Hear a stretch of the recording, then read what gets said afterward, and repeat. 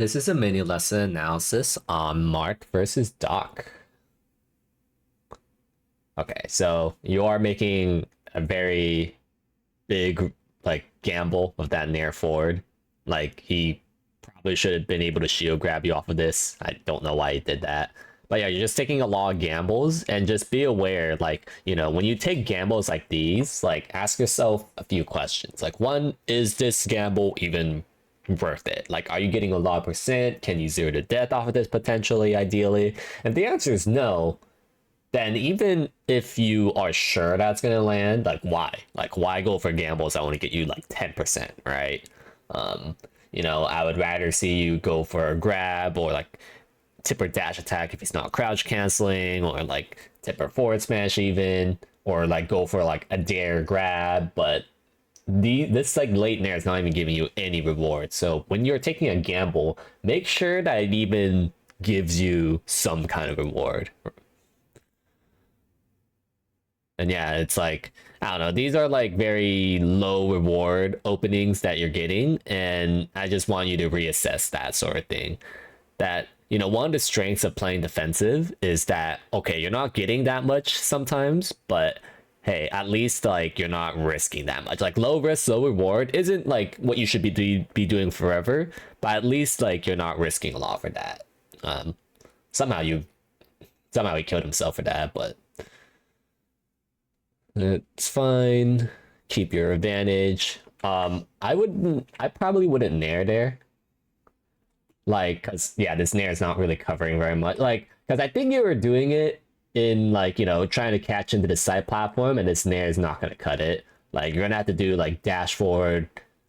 You're too far away, but if ideally you're already right here, you could dash forward fair or way dash up tilt. But here you're just way too far away, and that just ended up putting you in a bad spot. Oh, acting layout that fair. All right, good reposition. That's something I want to see you do. But then, you go for that hard gamble with that run up grab. And I don't think you've really earned a lot of these gambles yet, in a sense of ideally you build up some data first with going before you even think about going for gambles. And then once you build up enough data, that's when you should be going in.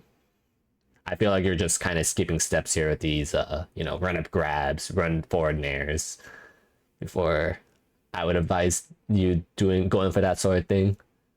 And yeah, you're not really checking for these things yet, where Doc could just go down for drill anytime, and you gotta be able to intercept these with up tilt, or even a way dash back forward smash. And you didn't really check that at all. Do not recover that way. Never ever ever side B to the range where they could just readily hit you, especially on reaction. Probably could have played a lower recovery mix-up that's a lot harder for him to discern.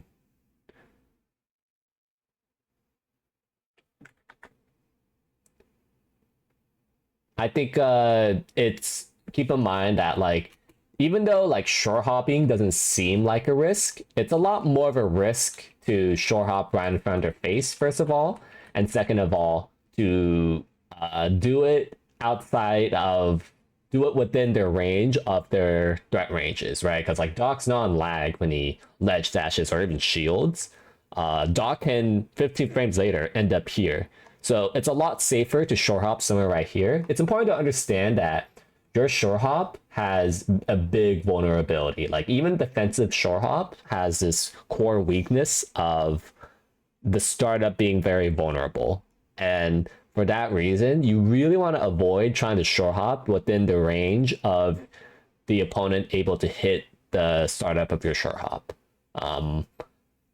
So really, if you're going to do this short hop right in front of their face, you need to hard read the fact that they're just not going to immediately hit you, or move at an uncomfortable scrap, because then that's when short hopping is pretty bad.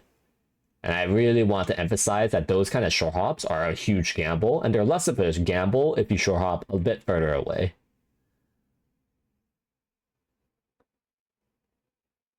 Okay, got him. Show drop up there, up till I probably wouldn't have gone for that nair, honestly. like probably should just up tilt it again, frankly. And then keep in mind when you short hop, they could hit you here. So if you want to defend against this get up attack, you just wait dash up tilt. Yeah, and then again, short hopping in front of their face has a huge risk. Short hop Nair, while it's a great move, does not defend Marth very well in terms of like covering.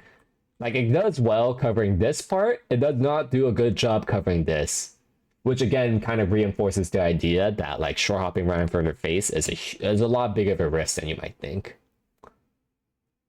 Somehow you don't get hit there. Yeah, and okay, so I'm gonna tell you that this jump, this jump, it's not that you did it at a good range, but you did it at a good timing where like you short hopped right before like he can really hit you at all from his before his ledge dash. So like this is like a good spacing. Also drifting back was good spacing. The short hop again afterwards though, not as good because you know potentially Doc could end up here, and if Doc ends up here and your short hop is around here, then that's like in a dangerous spot where like, oh, okay, now you're getting weak hit fair. That's not great. It would have been fine if you short hopped more around here, but because you chose to gamble with a more, like you might think this is safe, but this is actually a much bigger gamble than you think. And when you short hop right in front of their face, then, you know, you could get F tilted. You could, you know, your fair is going to weak hit. And you need to play a lot more mix-ups around this range.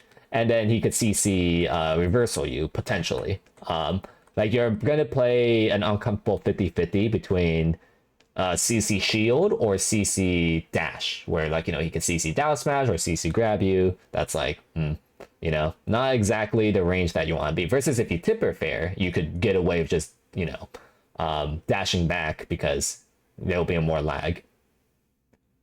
And again, you're like short hopping right in front of their face. I really recommend that you don't do that.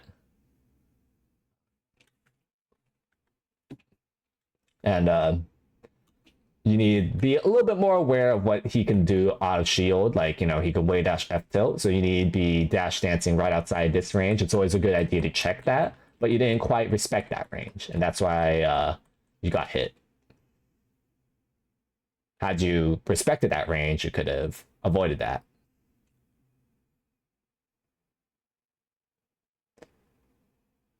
Oh yeah, always like you can't just like because at no point he lost his double jump here, and you can't just assume that he's gonna keep falling. It would have been a much safer check to do a double jump bear here. Had you done a double jump bear here, your odds of winning this game in particular would have gone up a lot. And you know, it's most people air dodge towards the top platform. It's important to check that nowadays. One better way of edgeguarding Doc in particular in Battlefield and in basically all stages is if you do like instead of this down tilt that's like because Doc can sweet spot around it as you see. If you do a short hop dare in place, maybe sometimes even fair, dare and fair reaches below the stage and can hit sweet spot timing. So even though down tilt's a good check, dare in place actually properly can edgeguard Doc and sweet spot recoveries in general. It is a much harder timing and not as safe as this, but it is a way to actually edge guard Doc. And Doc can't easily wall tick, you know, because it's Battlefield.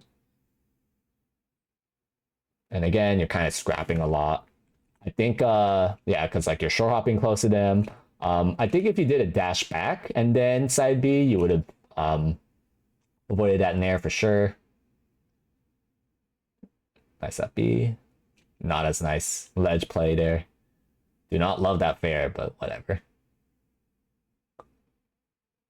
Ooh, you could wave dash under. Ah, no, you had an edge guard.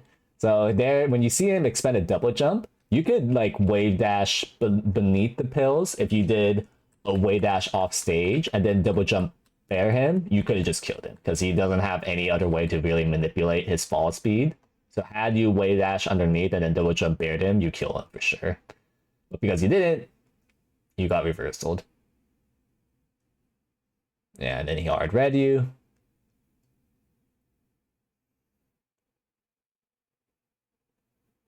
Okay. maintaining a nice lead, but I'm a little bit worried because like even though you're in a good lead, like a lot of how you built up a lead is through reversals and gambles, and that doesn't make me very comfortable in terms of like your likelihood of winning this game. Again, like you're scrapping with him with your short hops. Like again, this is not a safe distance to jump around against Doc. Like you just be aware you are taking a huge gamble short hopping right in front of his face. Just always be aware of that. Like it's not wrong, by the way, to like short hop there. It's just like you are taking a huge gamble. And like if you think that like, you know, Doc is just if you think they're gonna challenge their initial rise of your short hop, one thing you could do at all times, like, you know, this is like a 50-50 you could play, is that instead of short hopping, why am I not going backwards? Yeah, a huge 50-50 you could play is that instead of short hopping right in front of their face, you could instead dash back. You know, if they ever try to challenge your short hop, the mix up is to dash back to intercept and pivot grab them trying to challenge you. So that's something to keep in mind about this solo. Like, you know, what is the mix up between short hopping in front of their face? Well, you could dash back. And also, had you done if you did like a rising fair here, hard reading this full hop pill, your fair will not only beat the pill, but the hitbox is gonna beat the pill and continue on where it will hit the dock afterwards. Bear is actually more effective, but fair is fine too. And you could have done that to potentially kill him. But you can't really do that on reaction. If you do it on reaction, you'll be too late. Also, instead of that up tilt, you should have done a shield drop up there or drop through platform up there. So then, you know, the side platform can protect you to the hitbox. Yeah, I did that down smash a little bit too late. And yeah, side being at a really bad reactable angle. Do not side B in front of their face. That is a cue for them to kill you. Yeah, again, you're not really dash dancing right outside their range that you need to respect. Yeah, and he has a double jump. You read a low recovery. That's he did not do that. Yeah, and then you're taking like 5 gambles. Like, you know, you could take this gamble. You could also respect the fact that he's just giving you a lot of space, and you could have just gone to the side or top platform to, you know, reposition back.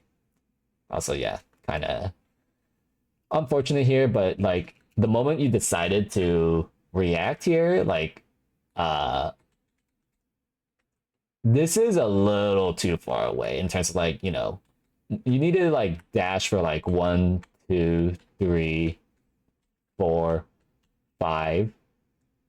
Like, had you cut your, if you instead only dash for 1 or 2 frames and then JC grab, you would have gone this. But because you dash for 5 frames and then JC grab, that resulted to a spot dodge. So that's one thing to consider, is that if you want to punish spot dodges on reaction, you need to do the JC grab a lot faster than what you just did. Yeah, you didn't sweet spot that. If you sweet spotted your up B, you dodged that down smash. So overall, the jumps you're doing are a lot more riskier than you think you are doing. You are lacking just like little tricks for in the dock side where like you're not checking enough for like, you know, recoveries and edge guards and like pill edge guards. Like those are some dock intricacies that you must know if you want to beat this character. And the last thing is recovery. You just side B in front of his face. You didn't really sweet spot your up B. You let him kill you way too easily. So mixing up the more safer spots rather than like reactable spots for him will go a long way, as well as sweet spotting your up Bs.